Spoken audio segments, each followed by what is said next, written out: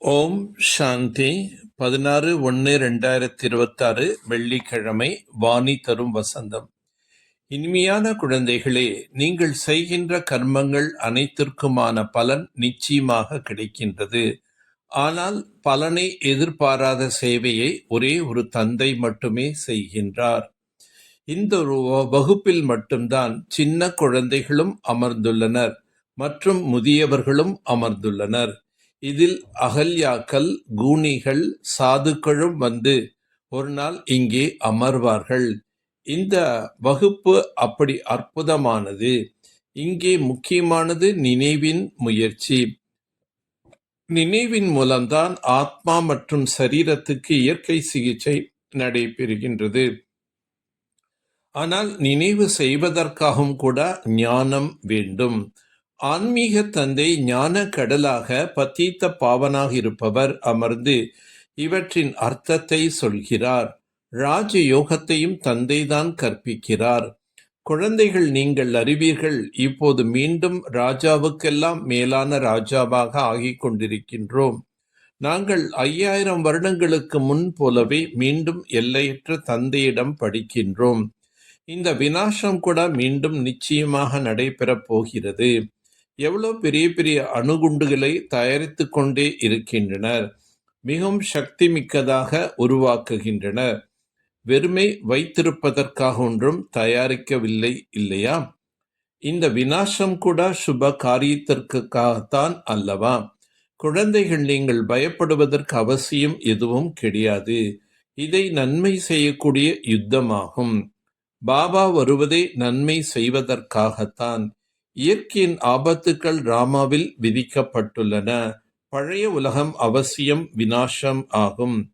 எப்போது சத்தோ பிரதானமாக ஆகிறீர்களோ அப்போதுதான் சுகமாக இருப்பீர்கள்.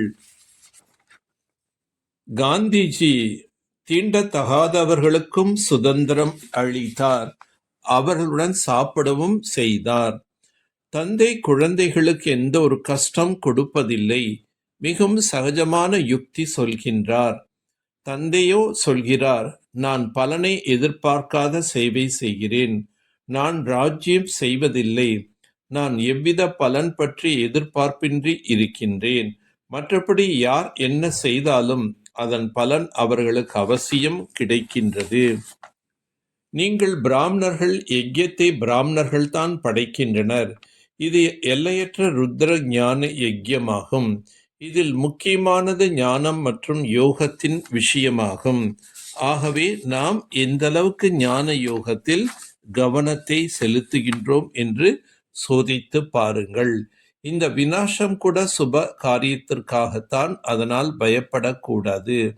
கல்யாணக்காரி பாபா சதா நன்மையின் காரியத்தை செய்விக்கிறார். இந்த நினைவோடு சதா குஷியில் இருக்க வேண்டும். சத்தோ பிரதானமாக உண்மையான தங்கமாகி உயர்ந்த பதவி அடைய வேண்டும். சதா இந்த ஒரே கவலைதான் இருக்க வேண்டும். கிடைக்கின்ற ஆன்மீக உணவை அசை போட வேண்டும்.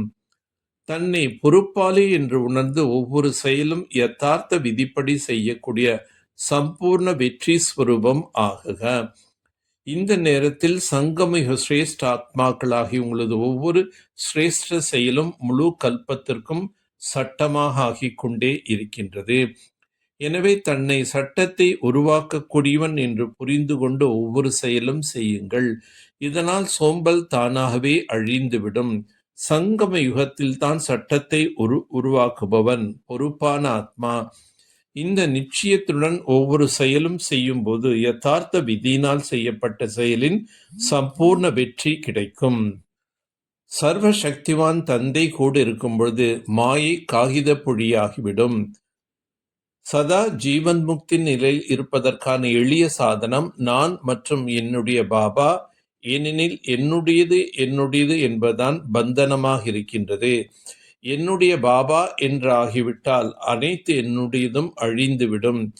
என்னுடைய ஒன்றில் மற்ற அனைத்தும் என்னுடையது என்று அழிந்துவிட்டதெனில் பந்தன் முக்த் ஆகிவிட்டீர்கள். எனவே நான் பிராமணன், ஜீவன் முக்தாத்மா என்பதை மட்டும் நினைவில் வைத்துக் கொள்ளுங்கள். நல்லது. ஓம் சாந்தி. ஓம் சாந்தி. ஓம் சாந்தி.